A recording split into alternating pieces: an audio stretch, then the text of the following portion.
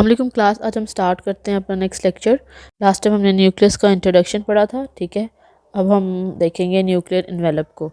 बेटा, यूकैरियोट और प्रोकैरियोट दो तरह के ऑर्गेनिजम्स हम पढ़ते हैं और हम कहते हैं कि यूकैरियोट्स और प्रोकैरियोट्स को हम डिफ्रेंशिएट किस बेस पे करते हैं? न्यूक्लियस की प्रेजेंस पे, ठीक है। ट्रू न्यूक्लियस की प्रेजेंस पे। और एक ट्रू न्यूक्लियस क्या होता है? जिसके अंदर nuclear membrane, nuclear envelope present होता है। क्यों ये इंपॉर्टेंट है? क्योंकि जो न्यूक्लियर इन्वेलप है ये न्यूक्लियस के अंदर वाले कंटेंट को जो है ना वो सेपरेट कर देता है साइटोप्लाज्म के कंटेंट से, ठीक है। और इसकी मेम्ब्रेन के साथ साथ क्या प्रेजेंट होता है? Endoplasmic reticulum. Clear? Nuclear envelope क्यों इंपॉर्टेंट होता है? क्योंकि ये न्यूक्लियस के अंदर वाले कंटेंट को साइटोप्लाज्म के कंटेंट से डिफरेंट सेपरेट कर देता है और इसके साथ साथ क्या करते हैं? एंडोप्लाज्मिक रेटिकुलम मूव करते हैं। स्ट्रक्चर देखते हैं हम। The nuclear envelope is composed of double membrane. Nuclear envelope क्या होता है? डबल मेम्ब्रेन के ऊपर कंपोज्ड होता है, ठीक है। The two membranes are separated by space. इन दोनों के दरमियान में स्पेस हो, जिसे हम क्या कहते हैं? Perinuclear space. मतलब कि न्यूक्लियर क्या है? डबल मेम्ब्रेन बॉन्डेड है। इनके दरमियान जो स्पेस प्रेजेंट उसे हम क्या कहते हैं? पेरी न्यूक्लियर स्पेस कहते हैं। It is about 20 to 40 nanometre. इसकी लेंथ कितनी होती है? 20 to 40 nanometre. A layer of protein is present closely suited with the nuclear side of the inner membrane. कि जो न्यूक्लियर वाली जो साइड है, मतलब जो मेम्ब्रेन है, जो न्यूक्लियस वाली साइड है इनर मेम्ब्रेन की, उसके साथ क्या होता है? प्रोटीन की लेयर एम्बेडेड होती है। उसे हम क्या कहते हैं? न्यूक्लियर लैमिना बोलते हैं, ठीक है। फॉर एग्जाम्पल ये जो है न्यूक्लियस है और ये इसकी क्या है? मेम्ब्रेन। जो ये वाला पोर्शन है इनर मतलब इनर मेम्ब्रेन का, वो पोर्शन जो न्यूक्लियस को फेस करे, ये न्यूक्लियस के इनर साइड है ना, तो ये वाली जो साइड है जो कि न्यूक्लियस को फेस करे, इसके साथ क्या होता है? हम कह रहे हैं एक प्रोटीन की लेयर होती है, उसे हम क्या बोलते हैं? ये जो है, ये देखें, ये न्यूक्लियस है, ठीक है। ये न्यूक्लियस की इनर वॉल है। तो जो इसका ये वाली साइड है, ठीक है, जो क्या कर रही है? न्यूक्लियस को फेस कर रही है, उसके साथ साथ क्या होती है? एक प्रोटीन की लेयर प्रेजेंट होती है, ठीक है। इस प्रोटीन की लेयर को हम क्या बोलते हैं? लैमिना बोलते हैं। Nuclear lamina is a network of intermediate filament. ये लैमिना में क्या होता है? एक्चुअली इंटरमीडिएट फिलामेंट्स होते हैं। और याद हो जो हम पढ़ते हैं साइटोस्केलेटन में, ठीक है, माइक्रोफिलामेंट्स, माइक्रोट्यूब्यूल्स, उसमें इंटरमीडिएट फिलामेंट्स होते हैं ना, उन्हीं की बात कर रहे हैं। किस न्यूक्लियर लैमिना के अंदर वो इंटरमीडिएट फिलामेंट्स प्रेजेंट होते हैं। और ये क्या हेल्प करते हैं? ऑब्वियसली साइटोस्केलेटन का क्या फंक्शन होता है? शेप को मेंटेन करने का। तो न्यूक्लियस के अंदर भी इनका फंक्शन क्या होता है? शेप को मेंटेन करने का और जेनेटिक मटेरियल को ऑर्गेनाइज करके रखने का। क्लियर? हमने क्या पढ़ा है कि जो न्यूक्लियर मेम्ब्रेन है, जो न्यूक्लियस है, वो डबल मेम्ब्रेन होता है। जो उसकी इनर मेम्ब्रेन है, इनर मेम्ब्रेन का वो पोर्शन जो न्यूक्लियस को फेस कर रहा है, उसके अंदर एक प्रोटीन की लेयर होती है, उसे हम न्यूक्लियर लैमिना बोलते हैं।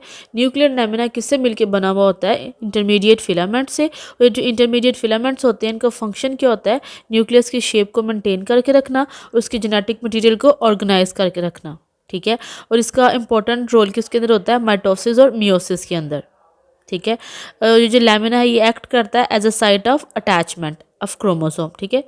इसका फंक्शन क्या है? पहले नंबर पे तो ये क्या करता है? शेप को मेंटेन करता है। सेकंड नंबर पे जेनेटिक मटेरियल को ऑर्गेनाइज करता है। थर्ड नंबर पे इसका माइटोसिस और मियोसिस के अंदर रोल होता है। फोर्थ नंबर पे ये site of attachment for the chromosomes है। During prophase in mitosis, the chromatid condense to form chromosome and nuclear envelope disintegrate। अब हम ये पहले सेल साइकिल में पढ़ चुके हैं कि प्रोफेज के अंदर क्या होता है? न्यूक्लियर इन्वेलप क्या हो जाता है? डिसइंटीग्रेट हो जाता है। क्लियर? न्यूक्लियर जो क्रोमोसोम है, जो न्यूक्लियर इन्वेलप है, वो क्या हो जाता है? Disintegrate. During metaphase the nuclear envelope is completely disintegrate, disappear होता है प्रोफेज के अंदर, लेकिन मेटाफेज के अंदर बिल्कुल ख़त्म हो जाता है। क्लियर होगी? ये हमने इन्वेलप की बात कर रहे थे। अब इन्वेलप के ऊपर एक चीज़ होती है न्यूक्लियर पोर्स, ठीक है। न्यूक्लियस का जो इन्वेलप होता है वो मतलब पूरा एक इन्वेलप नहीं है, बल्कि उसके अंदर कहीं कहीं क्या होते हैं? पोर्स प्रेजेंट होते हैं, ताकि मटीरियल क्या हो सके? इंपोर्ट और एक्सपोर्ट हो सके, मटीरियल बाहर जा सके और अंदर जा सके। अगर बिल्कुल पूरी एक कवरिंग होगी तो मटीरियल अंदर बाहर कैसे जाएगा? डिफ्यूजन के ज़रिए कितना का भी मटीरियल इंपोर्ट या एक्सपोर्ट हो सकता है। तो इसलिए न्यूक्लियर इन्वेलप के ऊपर क्या प्रेजेंट होते हैं? न्यूक्लियर पोर प्रेजेंट होते हैं। The nucleus envelope is perforated. Perforated का मतलब होता है इसमें सुराख होते हैं। बाय पोर्स, मतलब कि न्यूक्लियर इन्वेलप के अंदर क्या प्रेजेंट होते हैं? पोर्स प्रेजेंट होते हैं। The whole pore complex has a diameter of 15 nanometre. मतलब जो पूरा का पूरा पोर है उसका साइज़ कितना होता है? 15 नैनोमीटर। लेकिन उसके अंदर जो ओपनिंग है, जो सुराख है जिसके ज़रिए चीज़ों ने अंदर बाहर आना जाना है, उसकी विड्थ कितनी होती है? 15 नैनोमीटर। ठीक है। जैसे हम कह देते हैं सपोज कि जो हमने छत पे अपना पानी की टंकी रखी हुई है, उसका जो डायमीटर है वो 15 नैनोमीटर है, लेकिन उसके ऊपर जो सुराख है, जो उसके ऊपर लिड है, जो हम ढक्कन बंद करते हैं, वो तो छोटे साइज़ का होता है ना, तो वो क्या हो गया 15 नैनोमीटर। ठीक है। जो पोर का साइज़ है वो क्या है 150 नैनोमीटर, और जो उसकी ओपनिंग का साइज़ है वो कितना है 50 नैनोमीटर। क्लियर। और 3000 टू 4000 न्यूक्लियर पोर प्रेजेंट होते हैं एनिमल सेल के न्यूक्लियस एनवेलप के ऊपर। Clear. Okay, the pore complexes regulate the movement of macromolecules. मैंने आपको पहले बताया कि इसका फंक्शन क्या होता है, मैक्रोमोलिक्यूल्स की मूवमेंट को रेगुलेट करना, इंपोर्ट या एक्सपोर्ट करना। These pores give the nucleus direct contact with the endoplasmic reticulum, और इस पोर्स की वजह से न्यूक्लियस का डायरेक्ट कॉन्टैक्ट किसके साथ होता है, एंडोप्लाज्मिक रेटिकुलम के ऊपर। इन पोर्स का साइज इतना छोटा होता है कि इसमें से प्रोटीन पास कर सकती है, आरएनए भी पास कर सकता है, लेकिन डीएनए पास नहीं कर सकता। क्लियर। न्यूक्लियर इन्वेलप में हमने क्या पढ़ा कि जो न्यूक्लियस का इन्वेलप होता है वो परफोरेटेड होता है, क्योंकि उसके अंदर पोर्स प्रेजेंट होते हैं। ठीक है। जो होल कॉम्प्लेक्स है, डायमीटर है जो पोर का वो कितना है 150 नैनोमीटर, लेकिन उसकी ओपनिंग कितनी है 50 नैनोमीटर। ठीक है। 3000 टू 4000 पोर्स कॉम्प्लेक्सेस प्रेजेंट होते हैं एनिमल सेल के ऊपर, और ये पोर क्या करते हैं, मैक्रो मॉलिक्यूल्स को रेगुलेट करते हैं, मतलब इम्पोर्ट और एक्सपोर्ट करते हैं। फिर हम कह रहे हैं कि इसकी वजह से एंडोप्लाज्मिक रेटिकुलम के साथ न्यूक्लियस का डायरेक्ट कांटेक्ट होता है। जो डीएनए का साइज़ है वो इतना बड़ा होता है कि स्पोर में से बाहर नहीं निकल सकता। प्रोटीन और आरएनए इस पोर्स के ज़रिए से, इन पोर्स के ज़रिए से इंपोर्ट और एक्सपोर्ट हो सकते हैं, लेकिन डीएनए बाहर नहीं जा सकता। Clear.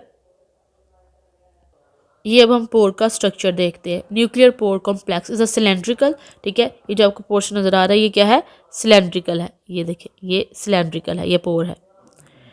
It has an 8 fold symmetry. इसकी क्या है, it has an 8 fold symmetry का मतलब होता है ये जो है, ये जो आपको नज़र आ रहे हैं ना, ये 8 प्रेजेंट होते हैं। ठीक है। इसलिए हम इसे क्या कहते हैं, 8 fold symmetry. It is composed of large proteins. इसके अंदर ज़्यादा प्रोटीन्स होती हैं, और प्रोटीन्स की शेप कैसी होती है, अल्फा सोलेनॉइड या फिर beta propeller fold.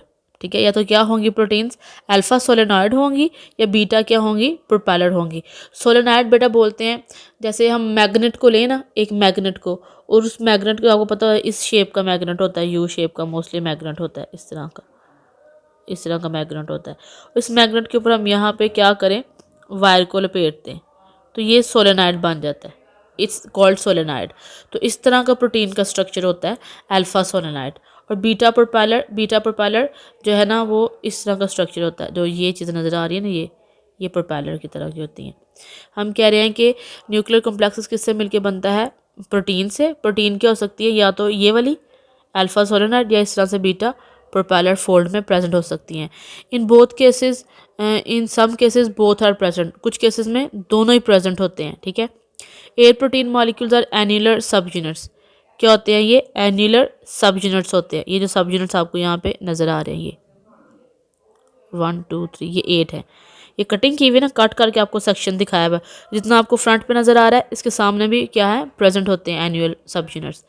The annual सब units form spoke assembly ring. ये क्या बनाएंगे, स्पोक असेंबली रिंग। ये मैंने आपको बताया ना कि एनुअल सब यूनिट्स हैं, ये मिलके क्या बना रहे हैं, ये स्पोक असेंबली रिंग बना रहे हैं।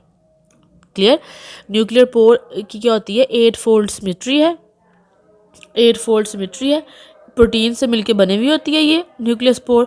और प्रोटीन में कौन सा स्ट्रक्चर होता है, या तो अल्फा सोलेनॉइड होगा, या क्या होगा, बीटा प्रोपेलर। उसके बाद हम क्या करेंगे, 8 जो प्रोटीन मॉलिक्यूल्स हैं वो, ठीक है, वो या तो अल्फा सोलेनॉइड की फॉर्म में या बीटा प्रोपेलर फोल्ड की फॉर्म में प्रेजेंट होंगे। ठीक है। और 8 जो प्रोटीन मॉलिक्यूल है वो एनुअल सब यूनिट्स होते हैं। ठीक है। अब मिलके क्या बनाते हैं, स्पोक असेंबली रिंग। ये जो हमें स्पोक असेंबली रिंग नज़र आ रही है, ये वाली। It's around the actual pore called outer ring. ठीक है। ये क्या करते हैं, एक्चुअल पोर को, ये जो हम देख रहे हैं ना, ये जो नज़र आ रहा है हमें, ये जो हमें नज़र आ रहा है, ये जो स्क्रीन पे दिस वन, ये एक्चुअली क्या है, दिस इज़, ये वो सुराख है। ठीक है। पोर है, कॉम्प्लेक्स में जो पोर है ये हम उसकी बात कर रहे हैं। क्लियर। जिसके जरिए मटेरियल अंदर बाहर आते जाते हैं। It's round the actual pore outer ring. The centre of the pore contains a plug like structure. ये जो प्लग लाइक स्ट्रक्चर है, ये प्लग लाइक स्ट्रक्चर है। The 8 annular units are attach to the membrane by laminar सब units. किससे attach होते हैं ये? लैमिनर सब यूनिट्स से। लैमिनर सब यूनिट्स क्या होते हैं? हम जो लैमिना पढ़ा है, ठीक है। एक तो मेम्ब्रेन के ऊपर सब यूनिट्स हो गए ना, ठीक है, मेम्ब्रेन के ऊपर सब यूनिट्स है। The 8 annual units are the attach the membrane by the laminar सब यूनिट्स। लैमिनर जो लैमिना के सब यूनिट्स होते हैं, ठीक है, उसकी वजह से क्या करते हैं? अटैच करते हैं। 2 rings are attach to each laminar सब units. One faces the nucleus, other faces the cytoplasm. के 2 रिंग्स होती हैं, ठीक है। एक क्या करती है? साइटोप्लाज्म को फेस कर रही है, मतलब बाहर वाली साइड पे है, और एक न्यूक्लियस को फेस कर रही है, मतलब अंदर वाली साइड पे है। The nucleoplasmic side of the NPS has fibrils. ठीक है, क्या है ये देखिए बेटा, ये है ना, ये वाली साइड जो है ये क्या है? साइटोप्लाज्म को फेस करती है। 2 rings are attach to each laminar subunit. 2 rings attach है ना, एक ये रिंग है, एक ये रिंग है। लैमिनर सब यूनिट को जो अटैच है, ये किसको फेस कर रही है? साइटोप्लाज्म को। ये किसको फेस कर रही है? न्यूक्लियस को। ये न्यूक्लियस वाली साइड है, ये इसकी आउटर साइटोप्लाज्मिक साइड है। क्लियर होगी बात? The nucleoplast part of the NPC has fibrils. इसके क्या होते हैं? फिब्रल्स होते हैं। अ केज लाइक असेंबली, ये देखिए ये फिब्रल्स हैं, दीज आर फिब्रल्स। ये क्या बनाएंगे? केज लाइक असेंबली बनाएंगे, मतलब आपको दिखने में क्या लग रहा है? पिंजरा लग रहा है।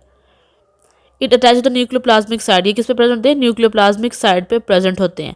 The nucleoplasmic side and the cytoplasmic side of NPC are very different. मतलब ये वाली साइड और ये वाली साइड क्या है? डिफरेंट है। This causes a difference in selective transport in two condition. अब ये दोनों डिफरेंट क्यों होती हैं? क्योंकि दोनों का जो अंदर वाली चीज़ है उसने बाहर जाने देना मटेरियल, और जो बाहर वाली चीज़ है उसने अंदर आने देना। इसलिए ये क्या होती हैं? डिफरेंट होती हैं, क्योंकि इनका इम्पोर्ट एक्सपोर्ट डिफरेंट है, तो इनका भी स्ट्रक्चर भी क्या होता है? डिफरेंट। क्लियर होगी बात? न्यूक्लियर पोर कम्प्लेक्स में हमने क्या पढ़ा है कि इसकी 8 फोल्ड सिमेट्री होती है, प्रोटीन पे कंसिस्ट करते हैं। प्रोटीन का स्ट्रक्चर कैसा होता है? अल्फा सोलेनाइड या फिर बीटा प्रोपेलर। 8 मॉलिक्यूल्स होते हैं, एनुअल सब यूनिट कहते हैं, मिलके क्या बनाएंगे? ये स्पोक असेंबली बनाएंगे। ठीक है, पोर को सराउंड किया होता है, दरमियान में एक प्लग लाइक स्ट्रक्चर प्रेजेंट होता है। लैमिनर सब यूनिट्स होते हैं। इन लैमिनर सब यूनिट्स ने क्या किया होता है? ये वाले और ये वाले सब यूनिट्स को कंट्रोल करके रखा होता है। एक जो साइटोप्लाज्म को फेस कर रहे हैं, एक जो न्यूक्लियोप्लाज्म को फेस कर रहे हैं। दोनों साइड्स क्या होती हैं? डिफरेंट होती हैं, क्योंकि दोनों साइड में क्या होती है? सिलेक्टिव ट्रांसपोर्ट होती है। अब देखते हैं हम transport of material through nuclear pore. Nuclear pore allow the transport of water soluble molecule across the nuclear envelope. क्या करते हैं? अलाउ करते हैं जो वाटर सॉल्युबल मॉलिक्यूल्स होते हैं। ठीक है, दिस ट्रांसपोर्ट इंक्लूड्स आरएनए और राइबोसोम्स। इसमें क्या होता है? क्या इन्वॉल्व होते हैं ट्रांसपोर्ट में? आरएनए और राइबोसोम। मोस्टली जो न्यूक्लियर इन्वेलप जो होता है या न्यूक्लियर पोर जो होता है मटेरियल ट्रांसपोर्ट करता है, वो कौन सा होता है? आरएनए या ribosome. They move from nucleus to cytoplasm. वो कहाँ से मूव करते हैं? न्यूक्लियस से साइटोप्लाज्म में। प्रोटीन जो है DNA polymerase, carbohydrates, signal molecules and lipid also move into the nucleus. ये सारे भी डीएनए पॉलीमरेज क्या होता है बेटा? एंजाइम होता है ये। ठीक है, ये सारे क्या करते हैं? न्यूक्लियस से साइटोप्लाज्म में मूव करते हैं, या साइटोप्लाज्म से न्यूक्लियस में मूव करते हैं। Smaller molecules simply diffuse to the pores. Smaller molecules आराम से क्या कर देते हैं? डिफ्यूज कर जाते हैं। लेकिन जो लार्जर मॉलिक्यूल्स होते हैं, मतलब larger molecules are recognise by the specific signal. उनको स्पेसिफिक सिग्नल की ज़रूरत होती है। उसके बाद वो क्या करते हैं? डिफ्यूज करते हैं विद द हेल्प ऑफ न्यूक्लियोपोरिन। न्यूक्लियोपोरिन बेटा पोर्स को ही बोलते हैं। इनटू और आउट ऑफ द न्यूक्लियस। इन न्यूक्लियोपोरन की मदद से फिर वो क्या करते हैं? मूव करते हैं। ट्रांसपोर्ट में हमने क्या पढ़ा है कि जो है पोर्स की मदद से मटेरियल अंदर और बाहर मूव करता है, और वो मटेरियल कौन सा होता है? मोस्टली आरएनए और राइबोसोम्स, या इसके अलावा प्रोटीन्स में आ जाते हैं कुछ एंजाइम्स जिसमें डीएनए पॉलीमरेज है, कार्बोहाइड्रेट्स है, सिग्नल मॉलिक्यूल्स और लिपिड्स हैं। इसके अलावा हम क्या करेंगे? स्मॉलर मॉलिक्यूल्स क्या करते हैं? वो इजीली डिफ्यूज़ कर जाते हैं, लेकिन लार्जर मॉलिक्यूल्स को पहले एक सिग्नल की ज़रूरत होती है, उसके बाद वो न्यूक्लियोपोरिन मतलब उन पोर्स के जरिए मूव करते हैं। इस साइकिल को हम क्या कहते हैं? RAN cycle. क्लियर? इसे हम क्या कहते हैं? RAN cycle. क्लियर? बाकी जो हम इम्पोर्ट और एक्सपोर्ट है वो नेक्स्ट लेक्चर में पढ़ेंगे। Thank you.